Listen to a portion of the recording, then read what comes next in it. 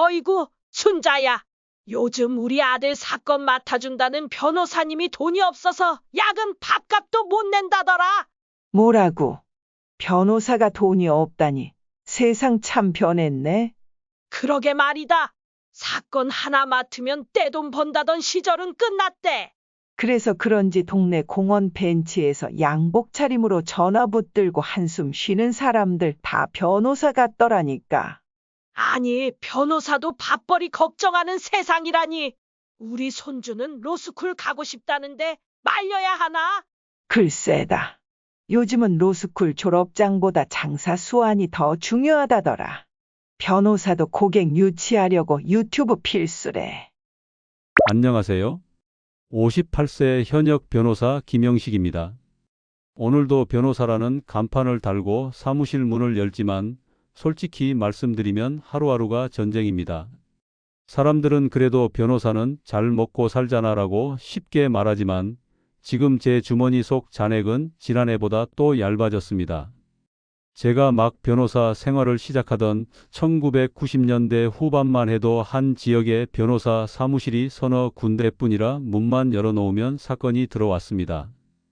그런데 지금은 건물 한 층에만 변호사가 수십 명씩 모여 있고 엘리베이터에서 내려 오래된 목재 간판을 등지고 폭도를 걷다 보면 유리창 너머로 제 또래 혹은 저보다 훨씬 어린 변호사들이 컴퓨터 앞에 앉아 초조하게 전화를 기다리는 모습을 심심찮게 볼 수 있습니다. 본격적으로 이야기 나누기 전에 구독과 좋아요는 제게 큰 힘이 됩니다. 얼마 전 야근을 마치고 새벽녘에 엘리베이터를 탔는데 같은 층에 사무실을 낸 30살 간 넘은 후배가 종이박스에 서류 뭉치를 담아 나오더군요. 사무실을 정리하고 부모님 댁으로 임시 퇴각한다는 겁니다.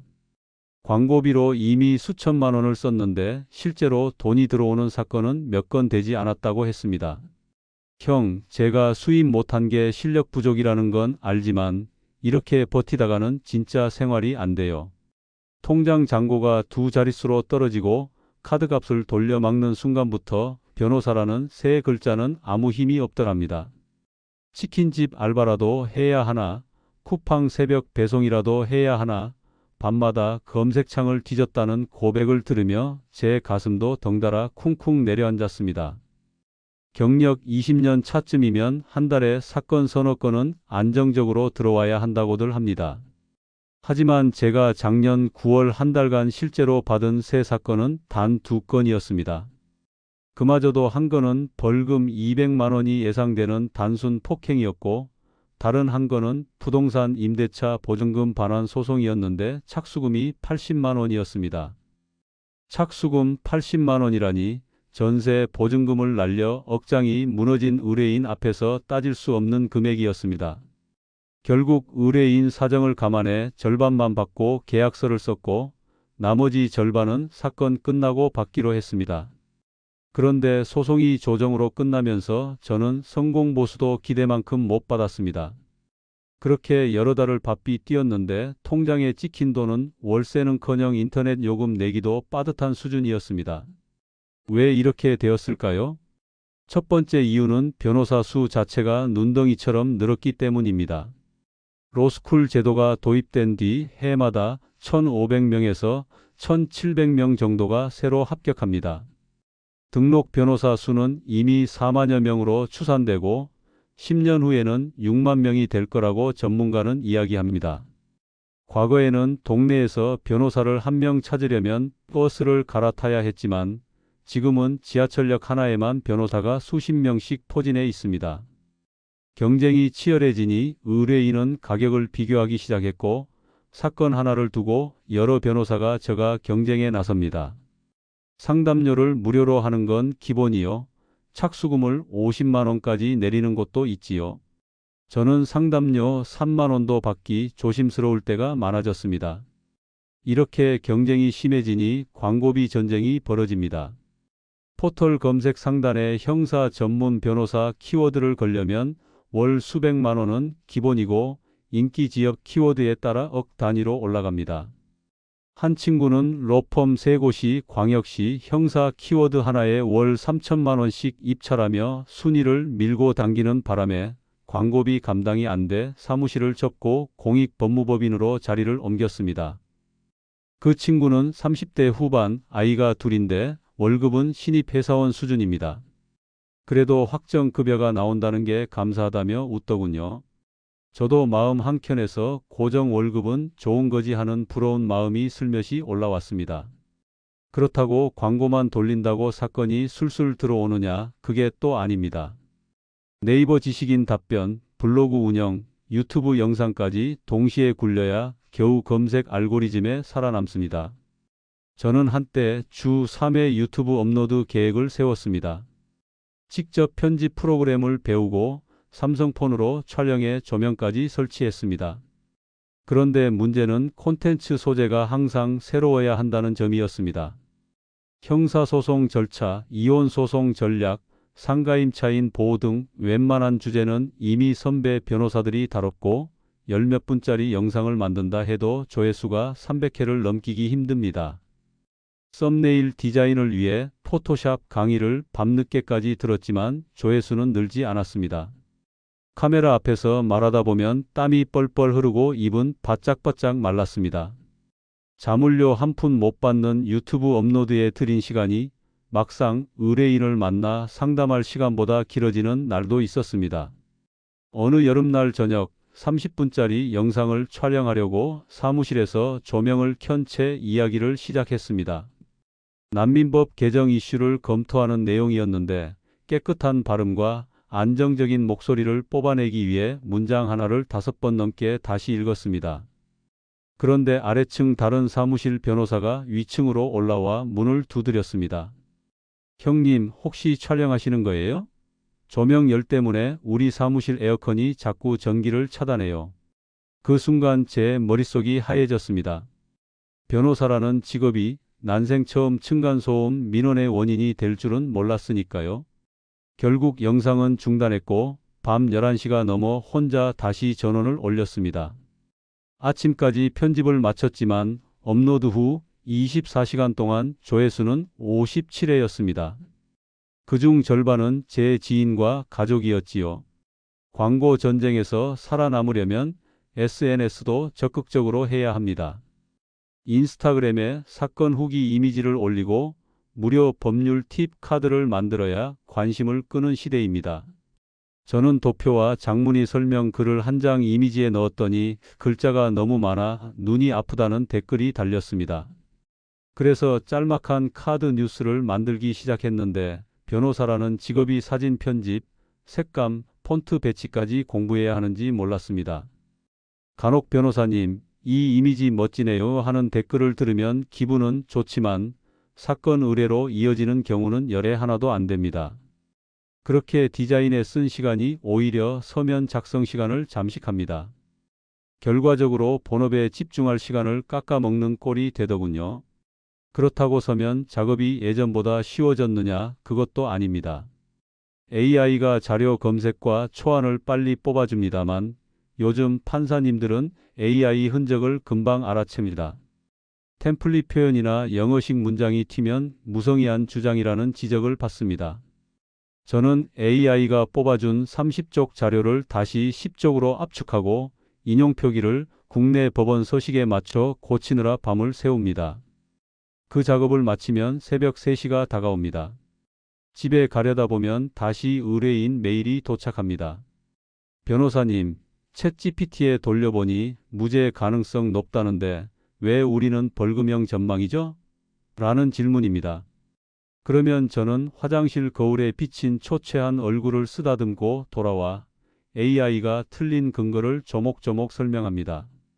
의뢰인은 고개를 끄덕이지만 제 가슴 속에서는 AI가 무료로 해주는 장밋빛 전망과 현실 법정의 냉정한 벽 사이에서 또 한 번 무력감을 느낍니다. 또 다른 날 70대 노부부께서 아들이 집을 담보로 대출을 받아 방탕하게 쓰고 있다는 사연으로 찾아오셨습니다. 대출금 상환이 밀려 경매가 진행 중이니 도움을 달라는 것이었습니다. 저는 2시간 넘게 상담한 끝에 부부 명의로 가압류를 걸어 시간을 벌고 친권 상실과 법정 대리인 선임 절차를 병행하는 전략을 제시했습니다. 문제는 착수금이었습니다. 부부는 현금 100만 원이 전부라 하셨습니다. 실제 비용은 그 3배가 들지만 저는 결국 절충해 100만 원만 받고 사건을 맡았습니다. 이후 경매 기일 연기 신청, 채권자 변제 협상, 법원 공탁까지 숨가쁘게 처리했지만 석 달 동안 제 수입은 100만 원이 전부였습니다. 그나마 성공보수는 경매를 막아낸 시점에 받기로 했는데 아직도 채무 변제가 완전히 끝나지 않아 못 받았습니다. 그래도 그 할머니가 경매 취하 결정서를 들고 와 덕분에 집은 지켰어요 라고 했을 때 저는 마음 한편이 뭉클했습니다. 하지만 밤늦게 사무실 전기요금을 내며 변호사라는 직업이 과연 지속 가능한 모델인가 자문했습니다. 한 달 전엔 72살 어르신이 찾아오셨습니다. 개인 파산을 신청했는데 서류를 잘못 작성하는 바람에 기각될 위기였다고 합니다. 어르신이 들고 온 서류는 대부업체 채무, 국민연금 체납, 병원 미납 진료비 등이 뒤엉킨 상태였습니다. 저는 채권자 목록을 새로 정리하고 연금 체납분을 분할 납부 신청해 파산 장애 요인을 없애야 했습니다. 착수금 70만 원을 받았는데 석 달 동안 10차례 이상 법원에 출석하고 서류를 수십 장 다시 제출했습니다.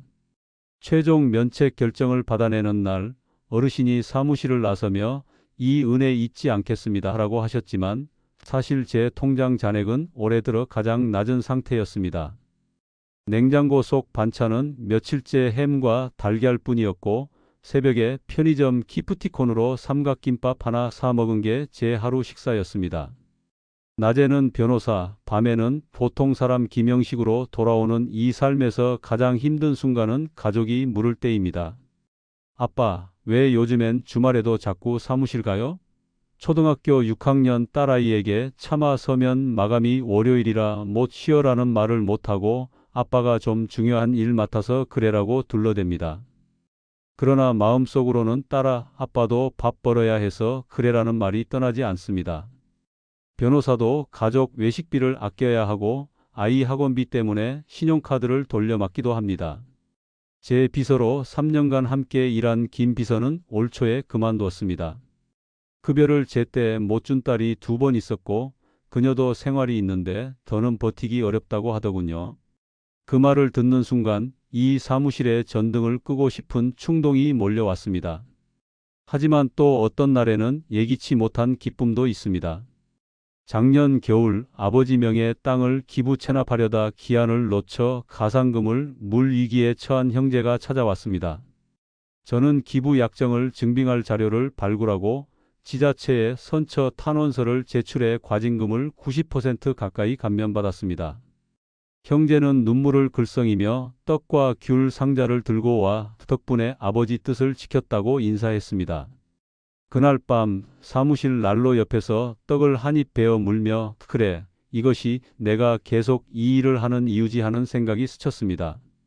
돈이 안 될 때도 있지만 인간적인 고마움이 가슴을 따뜻하게 하는 순간이 있기에 버틸 수 있습니다. 요즘 한국은행이 발표한 내용을 보면 AI로 대체될 위험이 가장 큰 직업 1위가 의사이고 그 다음이 변호사입니다. 젊은 세대 로스쿨 학생들조차 앞으로 AI가 법률 문서를 다 작성해주면 우리는 무슨 일을 해야 하죠? 라며 불안해합니다. 사실 AI는 이미 우리 일터로 깊숙이 파고들어 있습니다. 증거기록 1만 쪽을 단 몇 분 만에 요약하고 유사 판례를 자동 추천해 줍니다. 하지만 판사님들은 AI가 써준 서면을 그대로 복사 붙여넣기 한 흔적을 기가 막히게 찾습니다. 그래서 우리는 AI 초안을 바탕으로 다시 읽고 어투를 바꾸고 불필요한 수식어를 지우고 인간의 숨결을 불어넣어야 합니다. 그렇지 않으면 무성의하다는 지적을 받습니다. 그러니 AI는 시간을 줄여주는 동시에 새로 손봐야 할 숙제를 안겨줍니다. 변호사 시장도 하지만 곡소리만 있는 건 아닙니다. 새로운 기회를 찾는 동료들도 있습니다. 한 후배는 온라인 쇼핑몰과 연계한 저작권 전문 변호사로 방향을 틀어 하루에 수십 건씩 상담을 받습니다. 또 다른 친구는 구청과 협업해 빈집 정비 사업 법률 자문을 담당했고 덕분에 지방 공무원 교육 강사로 수천만 원의 수익을 올렸습니다. 저 역시 최근에는 어르신 대상 상속 분쟁 예방 강의를 꾸준히 나갑니다. 강의료는 크지 않지만 강의를 들은 분들이 상담으로 이어질 때가 있습니다. 그 설렘 하나로 저는 새 강의안을 밤새 다듬습니다. 밥벌이가 간당간당해도 희망의 불씨는 어디에나 숨어 있습니다. 결국 저는 이 험한 법률 시장에서 살아남기 위해 3가지 원칙을 세웠습니다. 첫째, AI를 두려워하지 말고 적극적으로 노를 저어야 합니다. 초안을 뽑아주는 도구 정도로 여기지 말고 내 업무 흐름을 완전히 재편할 수 있는 파트너로 삼아야 합니다. 둘째, 사건 수임을 넘어 사람의 마음을 얻어야 합니다. 상담실에 들어오는 순간부터 의뢰인의 표정과 말투를 살피고 억울함과 걱정을 어루만져야 합니다. 셋째, 틈새를 찾아야 합니다. 모두가 형사, 이혼, 부동산에 몰릴 때 저는 노후 파산이나 가족 신탁처럼 덜 알려진 분야를 깊이 파고들기로 했습니다.